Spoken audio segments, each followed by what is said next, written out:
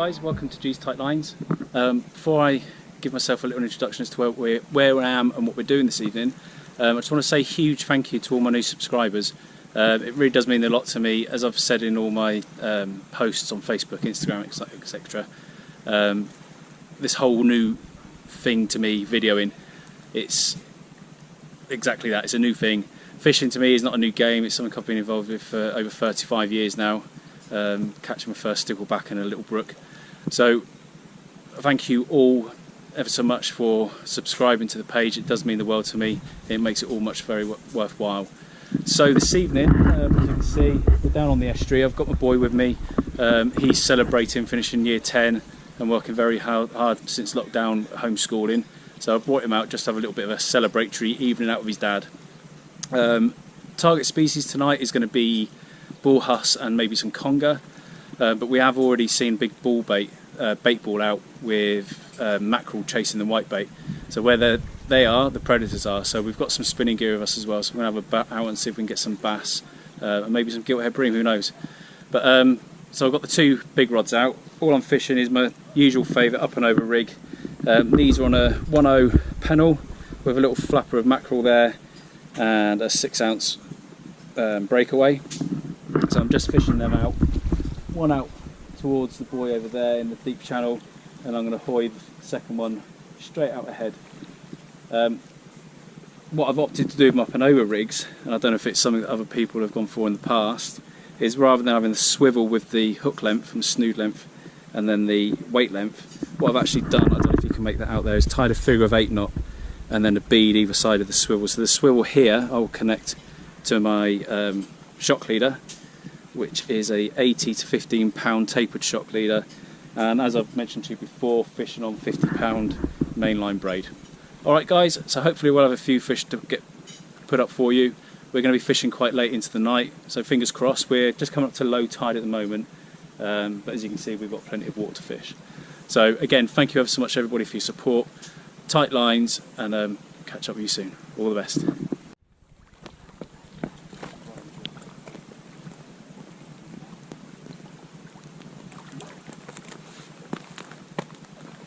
Right guys, so I don't know if you can see, but we've got this ball of bait right in front of us and the mackerel are hitting it quite hard. A bit faster mate, a bit faster.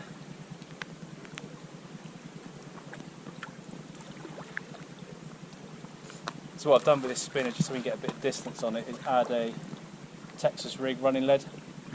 The problem is, with the treble hook, it's wrapping itself up, so we've got to be quite tentative with the cast.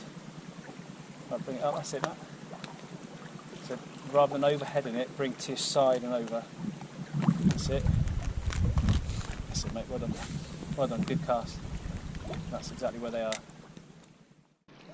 Right guys, so we've just had a ball of the whitebait thrashing in front of us. We put the spinner out to it, an old school spinner, cast out, and he's just brought out this mackerel. So we're just going to land it right now. Let out a bit more line, son. That's it. There we go. So the lure we've just caught this on, it's nearly as old as me. So there we go. Nice mackerel there. So this one's going over for the pot. You got him, Matt? You got him? Yeah. Right, so we'll just get him off. Just going to put you down there, GoPro.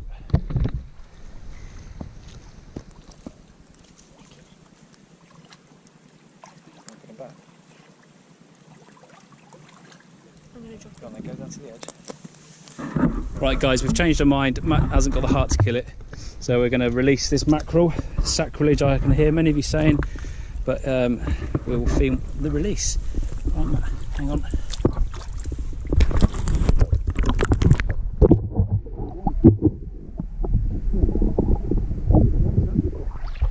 Okay, sploosh.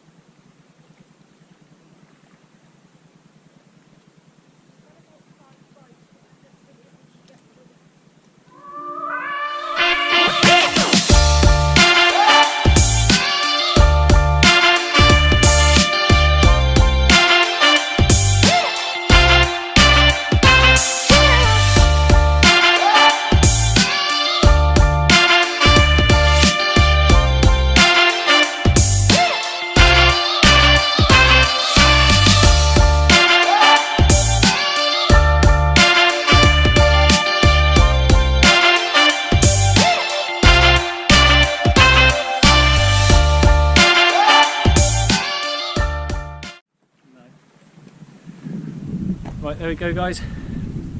Nice little fresh mackerel, one for the pot. That's coming home.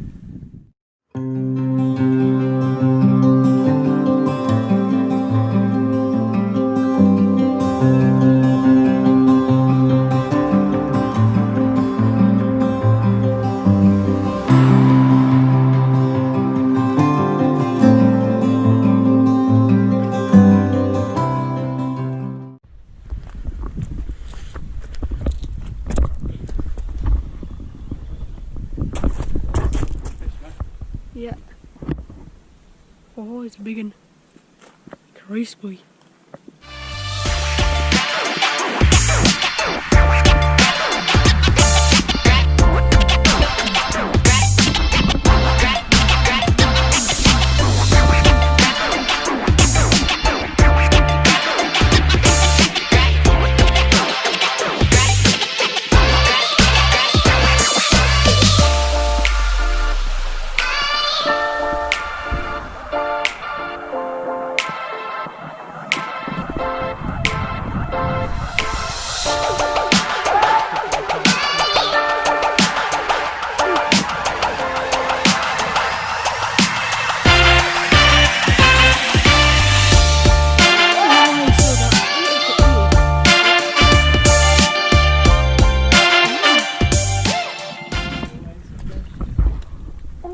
Let me get closer.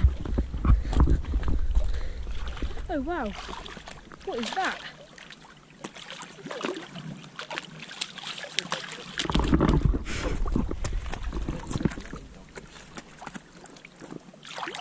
That's what I like that. Should I turn it off? No, keep going. It's a big one. It's alright, isn't he? Yeah, should I get the weights? Wow. It's like a shark. Yeah, it's a greedy dogfish. Not a bad size. There you go. So that's the sand eel on the pennel doing the job.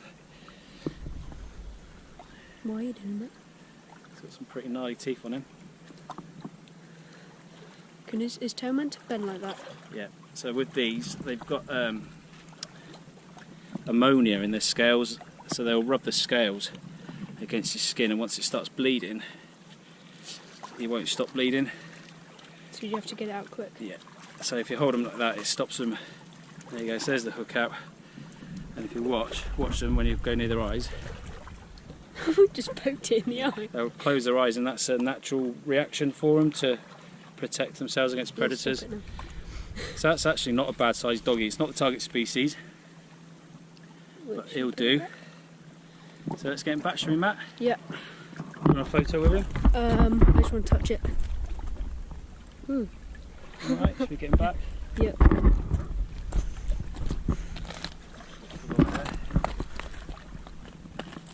What a beauty. Right guys, so we've got this line out and we've had, whoa, that's something weighty. A real positive bite on that, and that's got some real weight to it. So just, whoa, that's a decent fish, Matt. We've had a bit of fun and games here this evening, guys. I had to make a 999 call to the police and the Coast Guard. Had two groups of people on boats, all three sheets to the wind, having a bit of domestic, driving the boats at each other, so I had to get the lines out of the water. But they've all cleared off now, which means we can get on fishing again. This has got some real weight to it. I think this might be our target species, and possibly a Huss, either Huss. It's swimming towards us now, or a big eel. But let's wait and see. It's putting a good bend on the rod. No, son. Yeah, I've got my head torch on. This has definitely got some weight. It's a real positive bite as well. Stay up, I can see its eyes. Oh, I think if it's not a Huss, it's a big mergie. That's an eel, I think. Is that a conger? No, it's the tiniest dogfish in the world. And that felt like it has some real weight to it as well. You gonna land it, Matt? That's it. There he is. He's alright actually, isn't he? Looks a lot smaller in the water. Right, you want to take the rod, son? Okay. Right, there we go. So the Murgies are on the hunt tonight. He's bigger than the last one. No, he's not. Really? Come here.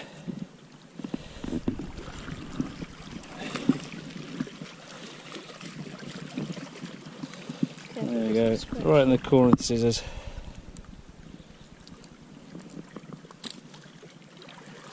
Is it the same one? Same fish? Yeah. No. Will I torch it out it? No, it'll be fine.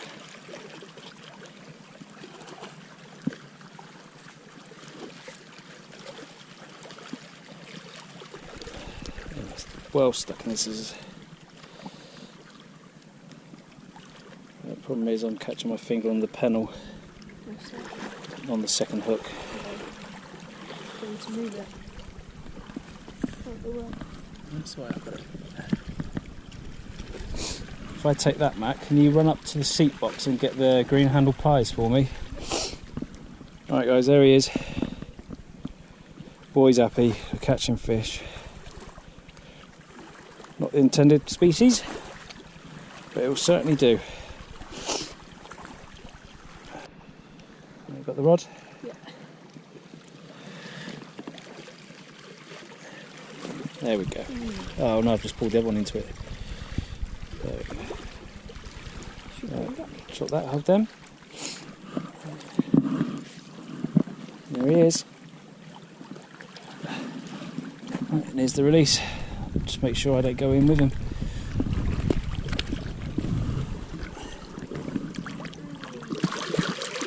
He's ready to go already. There he goes. Woohoo! I'm stood in the wet mat. There we go, guys. There are fish out there. Go.